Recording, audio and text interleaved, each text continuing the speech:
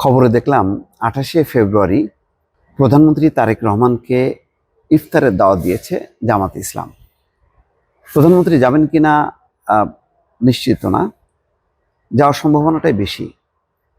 জামাত ইসলাম কিন্তু যত যাই বলেন না কেন, মনে করা হচ্ছিল যে তারা এক ধরনের উচ্ছৃঙ্খল আচরণ করবে, এনসিপির নেতাদের মধ্যে সবসময় একটা মবের মধ্যে থাকবে বা বেফাস কথাবার্তা বলবে। তারা কিন্তু খুব পরিকল্পিতভাবে এগোবে।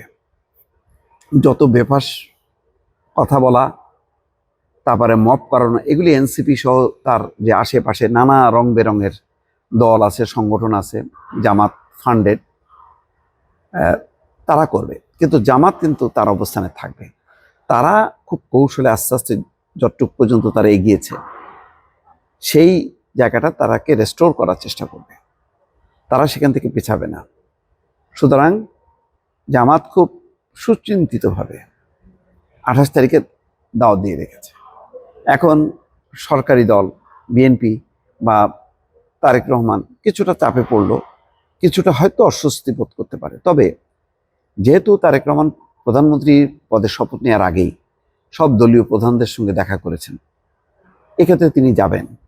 কারণ তিনি বলছেন যে প্রতিহিংসার চর্চা তিনি করবেন না, তিনি সহমর্মিতার রাজনীতি করবেন, সবাইকে অ্যাকোমোডেট করার রাজনীতি তিনি করবেন।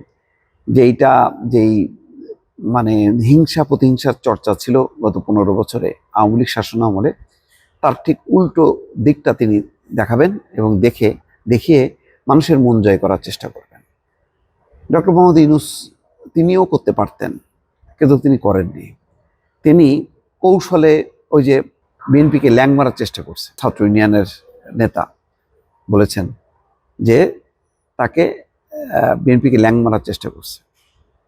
অন্যান্যরাও বলেছেন যে কৌশল ছিল যে বিএনপিকে কিভাবে খাটো করা যায়, বিএনপিকে কিভাবে নির্বাচন থেকে দূরে রাখা যায়, এবং বিএনপির নামে নানা রকম বদনাম রটিয়ে বিএনপি যদি অবদমিত হয় তাহলে ডক্টর মোহাম্মদ ইউনূসের ক্ষমতায় থাকাটা খুব সহজ হয়ে যায়। কিন্তু ডক্টর মোহাম্মদ ইউনূসের দুর্ভাগ্য যে বিএনপি এটা ধরতে পেরে খুব তারাও পাল্টা কৌশলে চাল চেলেছে। সেই চালে ডক্টর মোহাম্মদ ইউনূস ধরা খেয়েছে জামাতও। মোট কথা, কালকে দেখেন ওই যে জামাতের আমির বলছে না যে ৫ই আগস্ট অনেক কিছু চেপে গেছে। এখানে তো রাষ্ট্রপতি তো জামাতকে তো কোনো মেনশন করেননি।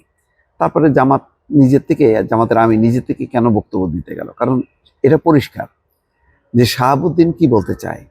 শাহাবুদ্দিন বলতে চায় যে তার পাশে ছিল, তাকে অপসারণের যখন চেষ্টা চলেছে বারে বারে দফায় দফায়, তার পাশে ছিল বিএনপি, তার পাশে ছিল সশস্ত্র বাহিনী, তার পাশে ছিল বিদেশি কূটনীতিকরা।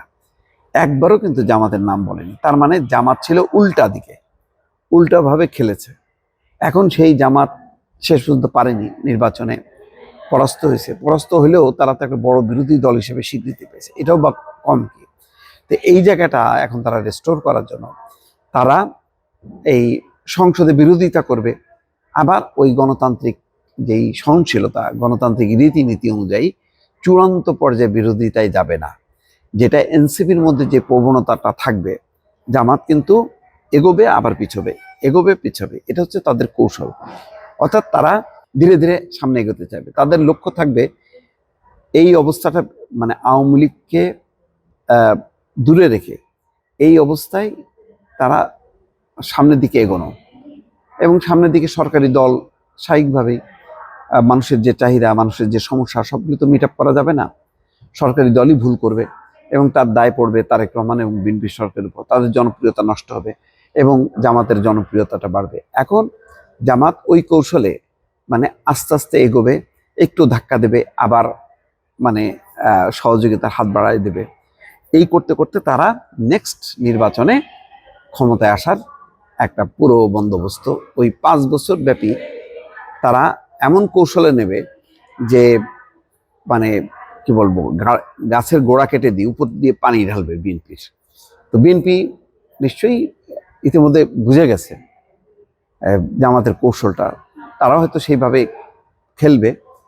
কিন্তু এটা সত্য যে জামাত এবং বিএনপির এই দুই শক্তির মাঝে যদি আওয়ামী লীগ যে কোনো ফর্মে যদি উপস্থিত না হয়, তাহলে বিএনপির জন্য বিপদ।